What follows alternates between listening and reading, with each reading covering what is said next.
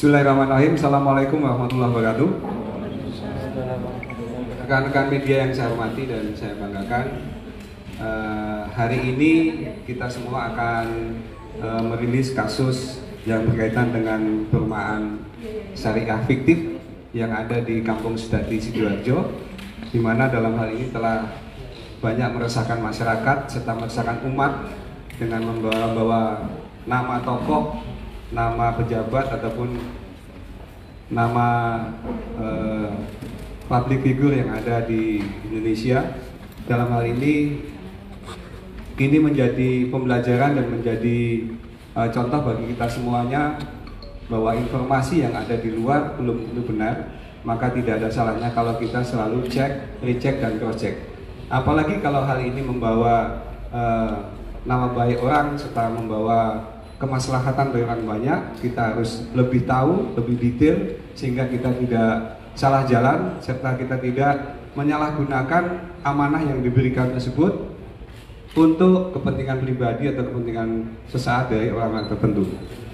Pada kasus ini sebenarnya sudah berjalan sejak 2019 yang lalu, di mana sejak bulan Juli 2019 hingga bulan Februari 2020 itu ada 10 LP yang tentu saja kalau ditampung semuanya mungkin bisa lebih dari 10 LP.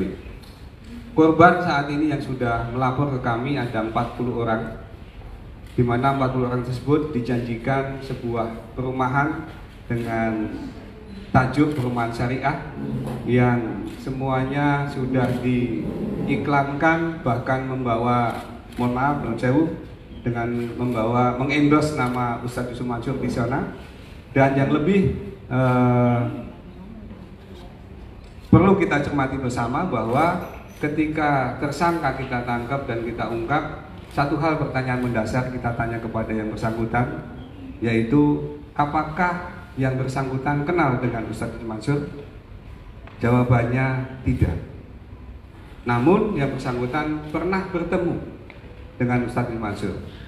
Namun yang dilakukan oleh yang bersangkutan atau tersangka begitu hebatnya sehingga 10 LP tersebut tidak jauh dari laporan tentang penipuan, penggelapan serta nanti money laundering yang akan dilakukan dalam kasusnya. Kasus tersebut diiklankan seperti hal ini, ditunjukkan dalam brosur-brosurnya. Dia mengambil judul bahwa The Biggest Business Conference, yang kaitannya lebih besar gambarnya Ustadz Yusuf Mansur dibandingkan beritanya dia sendiri sejak tahun 2017. Yang perlu kita pahami dan kita ketahui bersama bahwa tempat yang sedianya mau dijadikan perumahan syariah yang ada di Kampung Sedati Sidoarjo, ternyata setelah di cross check dan didatengin oleh penyidik untuk dilakukan penyelidikan dan penyidikan, bahwa tanah tersebut masih punya orang atau punya warga, bukan punya si pelapor atau si tersangka. Hal ini membuktikan bahwa selain dia mencatut nama orang lain untuk dalam rangka memasarkan perumahan ini, namun dia juga mencatut hak orang lain yang ternyata bukan haknya untuk diperjualbelikan dan mendapatkan keuntungan dari sana. Yang diperjanjikan kurang lebih nanti akan mendapatkan sekitar 2000 kapling. Kalau 2000 kapling dikalikan 100 juta saja, berarti sudah hampir 200 miliar di sana kerugiannya.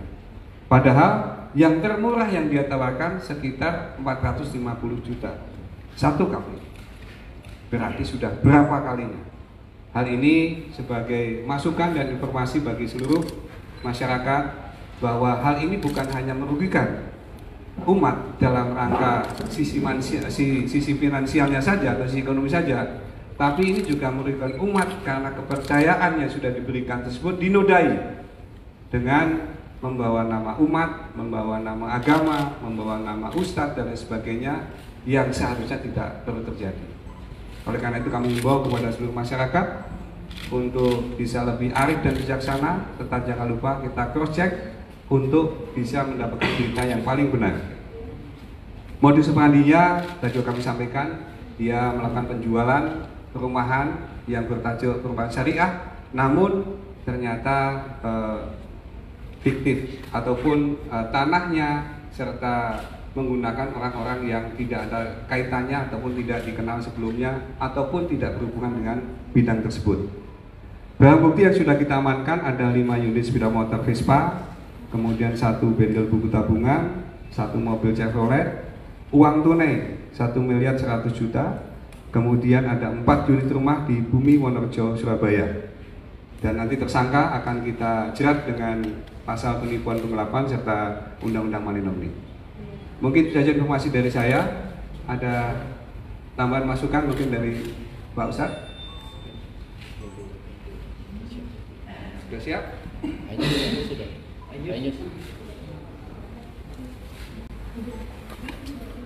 Ada pertanyaan yang lainnya mungkin?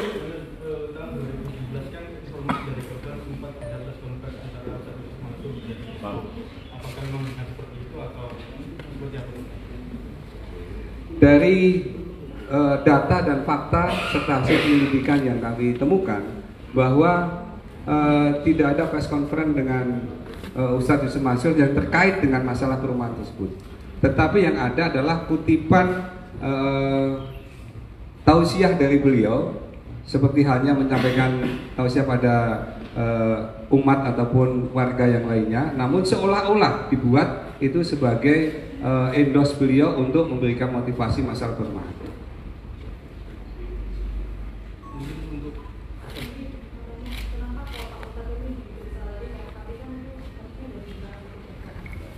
Ya. Kasus tersebut ada 10 LP. 10 laporan polisi tersebut sedang berjalan. Ada salah satunya memang sudah kita limpahkan ke kejaksaan. Namun masih ada LP yang lainnya, termasuk LP yang terkait dengan masalah money laundering. Sehingga hal ini masih membutuhkan keterangan, dan kebetulan ada beberapa keterangan yang perlu kami tanyakan sama Pak Ustadz hingga hari ini melengkapi semua keterangan yang kita butuhkan dalam pemberkasan dan pemeriksaan. Oleh karena itu, hari ini Pak Ustadz masih hadir di sini dan beliaunya sangat kooperatif untuk membantu kami dalam mengungkap kasus ini sebenar-benarnya dan kita ungkap sampai ke akar-akarnya, sehingga tidak ada lagi model perumahan syariah yang dipakai oleh orang-orang tertentu dan mereka mencari keuntungan pribadi yang pada intinya merugikan dan meresahkan bagi masyarakat.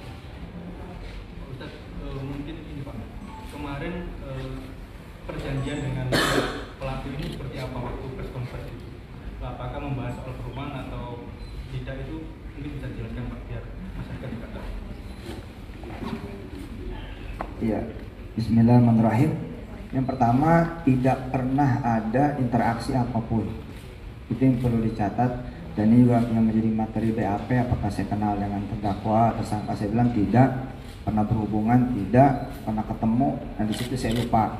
Karena orang banyak suka ketemu di jalanan atau apa gitu. Kemudian apakah saya endorse? Tidak. Apakah saya menerima keuntungan? Apalagi. Apakah ada tanda tangan MU? Tidak. Saya bahkan tidak pernah ke TKP. Bahwa saya diundang karena saya alhamdulillah tidak pakai sekretaris, tidak pakai ajudan, tidak pakai pengawal, tidak pakai yang nyatet-nyatet jadwal. Jadi saya tahu persis kalau emang ada yang undang saya. Dan ternyata emang saya tidak ada jadwal di mana-mana. Jadi mungkin beliau nayangin tausiah apa gitu yang kemudian itu dianggap sebagai buah endorsan, padahal itu juga tausiah biasa. Jadi tidak ada tanda tangan apapun, tidak ada MOU, tidak ada apa. Berarti yang diputar itu ada file, bukan? Mungkin saya juga nggak paham. Pak Ustadz, ini kan foto sama nama dicatut oleh pelaku. Nah, Iya. ke depan apakah Pak Ustadz akan memproses itu atas dugaan pencemaran nama baik atau gimana? Enggak, nama saya kan bukan punya saya, punya Allah Subhanahu Wa Taala, jadi nggak apa-apa, kita maafin aja. Kalau yang ke saya ya, itu kan proses hukum buat yang ke korban-korban kan yang mesti dikembalikan lah, diproses. Himbauan pada umat mungkin Pak Kapolres berkaitan dengan hukum. Baik, rekan sekalian, bahwa kejadian semacam ini mungkin sudah berbagai macam motif yang ada. Tetapi yang jelas bahwa kasus semacam ini menjadi pembelajaran bagi kita semua, buat seluruh masyarakat Indonesia, bahwa jangan mudah percaya dengan adanya iming-iming dengan tajuk apapun tanpa kita cek, cross check dan recheck terlebih dahulu.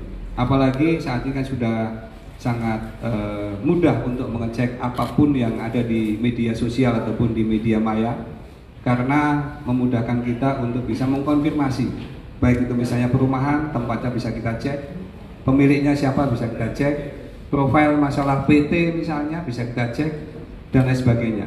Dan bila perlu kita tanyakan kepada pihak yang berwajib atau yang berkompeten, sehingga kita bisa mendapatkan informasi yang bulat dan utuh, sehingga tidak menjadi korban-korban berikutnya dalam rangka penipuan perumahan fiktif bertajuk apapun, apakah bertajuk syariah ataupun bertajuk yang lainnya. Cukup? Yang lain? Enggak.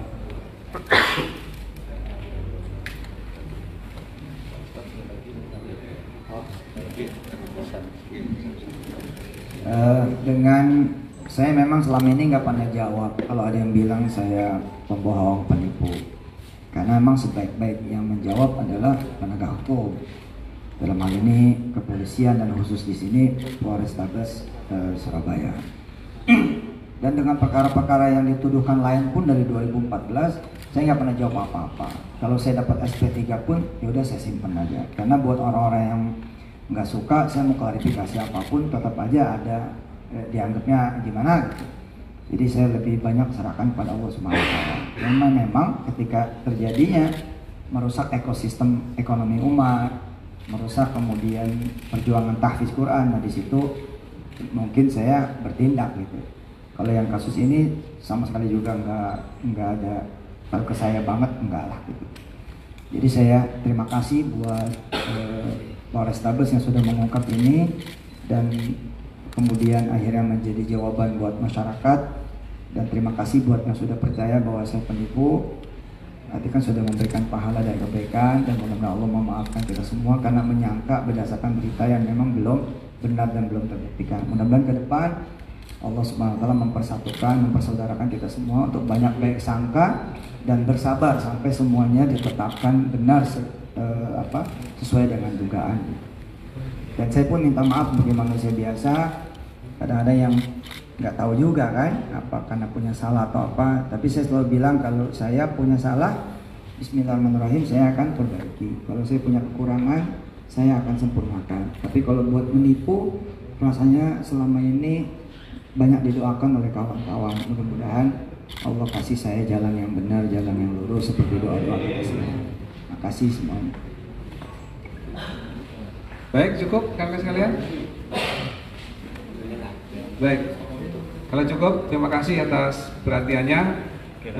Mudah-mudahan ini semua menjadikan barokah bagi kita semua, dan atas izin Allah ini semua bisa terjadi dan bisa terungkap dengan baik sesuai dengan apa yang kita inginkan. Terima kasih. Wassalamualaikum warahmatullahi wabarakatuh.